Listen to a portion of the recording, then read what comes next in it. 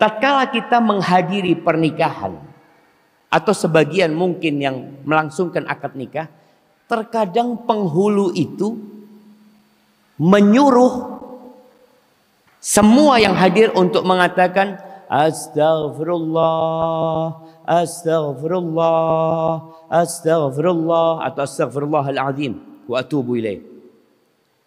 Lalu mengatakan asyhadu an la ilaha illallah wa asyhadu anna Muhammadar Rasulullah.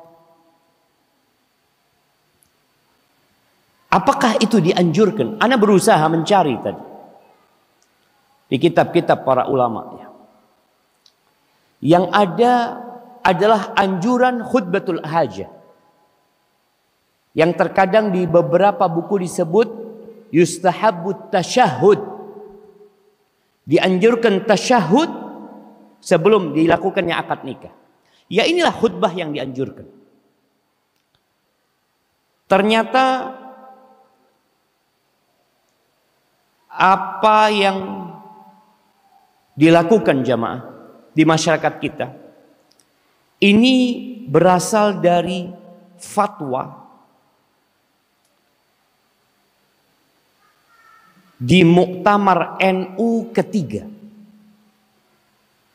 Fatwa dari Bahthul Masail pada Muktamar NU ketiga di Surabaya tahun 1928.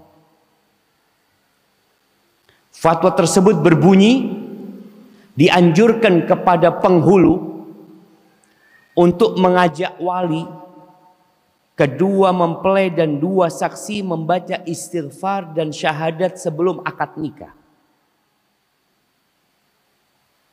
Jadi berdasarkan fatwa itu kemudian dianjurkan. Apa alasannya? Wallahu a'lam jamaah. Ana terus terang ana belum membaca teks lengkap dari fatwa tersebut. Tapi ana lihat di beberapa skripsi jurnal yang menyebutkan di antara tujuannya adalah membenarkan keislaman kedua pasangan. Boleh jadi membenarkan keislaman walinya.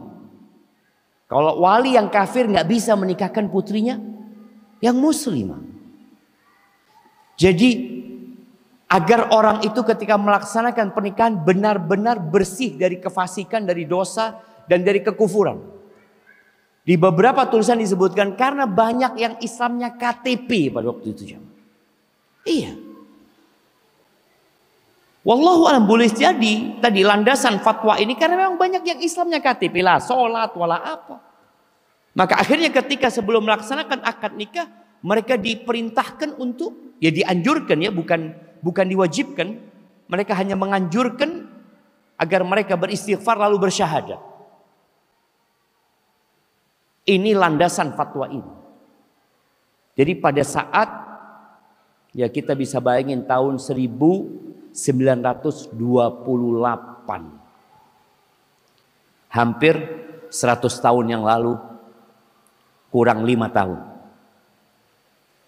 Kondisi bangsa kita pada waktu itu di bawah penjajahan Belanda.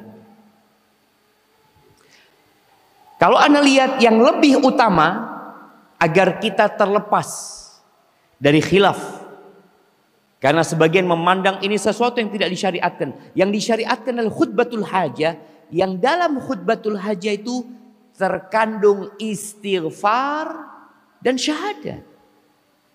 Udah selesai. Siapa yang membaca boleh jadi calon mempelai. Yang laki baca nggak apa-apa, dia yang membaca atau walinya yang membaca.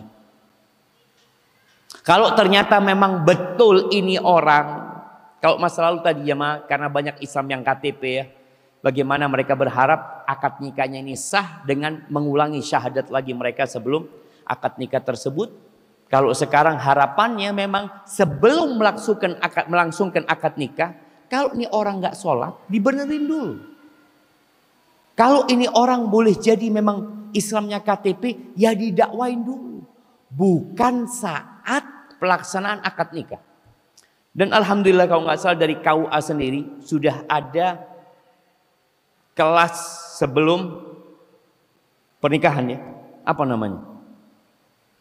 Kelas pranikah ya. Kelas pranikah berapa lama itu? Ya itu sangat bagus sekali dan ada kemajuan bahwasanya orang yang mau menikah benar-benar agamanya sudah bisa dipastikan Islam.